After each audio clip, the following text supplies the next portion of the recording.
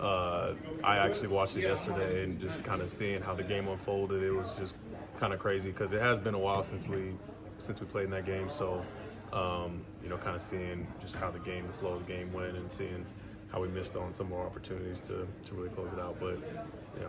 Can you watch it clinically with an eye to Sunday, or do you like, oh shit, how did we lose Both. the game? Yeah, both. Yeah, you get caught up in the emotions of like how you felt in that game, but then also you try to see like what type of plays they tried to use against us to see what they might try and come with on Sunday. Your interception led to a touchdown, right? I'm not sure. I think that sounds good, so I'm gonna go with that. Yeah. Could you go back to those emotions that time you pick off Mahomes, you guys go up by what you go up by in the middle of the third quarter? Where are you feeling? We can take you back to that time. I remember, I got my interception, and then T. Moore got his interception. Was that in the fourth quarter, I think? And I was like, man, we got 2 takeaways, and we were up by 10 points in the fourth. I thought that was, we were going to kind of continue to just close it out. But I mean, they got the magic man back there, and he did some incredible things to get him in the game and ultimately win. So, they got to play a full 4 quarters. They did a lot of like funky eye candy stuff in the red zone in that game, with the little spin and all that.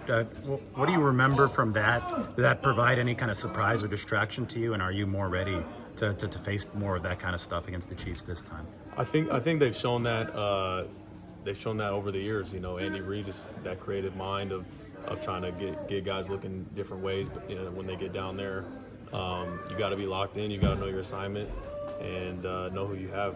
And if they run the ball, you got to keep them out.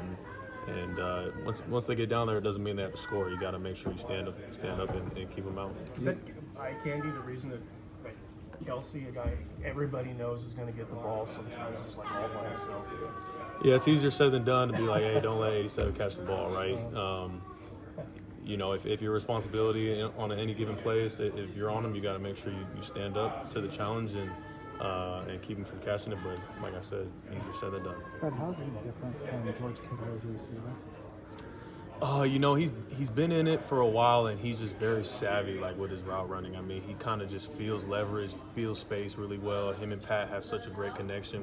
When they're out there, he might have a certain route called, but you're there. He's going to uncover from you, and they just have that connection where that ball's on him right now. So the timing is really great, and you got to make sure that you're sticky on him, because if Pat gets out of the pocket or starts to scramble around, he's trying to uncover, and that's the first guy that he's looking for. Last time you practiced against Kittle one-on-one training camp, or do you guys do that all during the season? Yeah, I think that was training camp probably.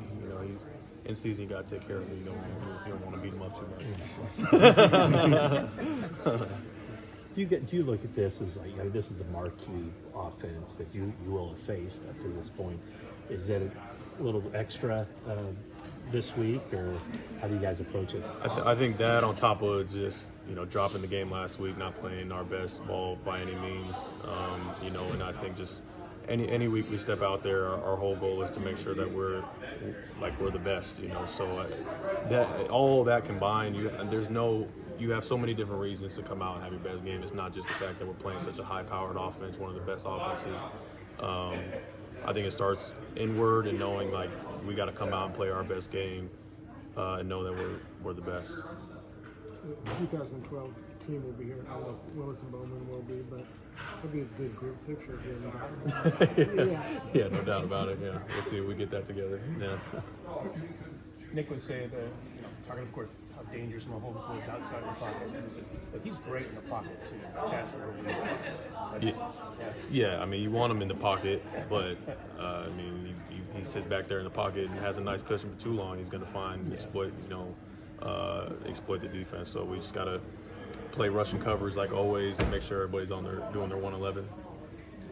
You have Mooney out here now from KC, obviously. Is he giving you guys a little bit of extra secrets, anything like that, going in this week? All the little tips and tricks. I know he's really excited for the matchup. Obviously facing your former team, you got a little extra incentive, but we'll keep the tips and tricks on the low. Yeah. What did you say? Play your 1 and 11? What did you say? Player 111. 111, like my job out of the 11 people on the field.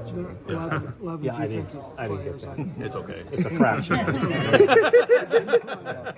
very good at It's all right. Thanks for offense explaining for that. one player. It's okay. I think that's probably good. Sometimes I mumble too when I talk. Yeah. Thank you. All right, guys.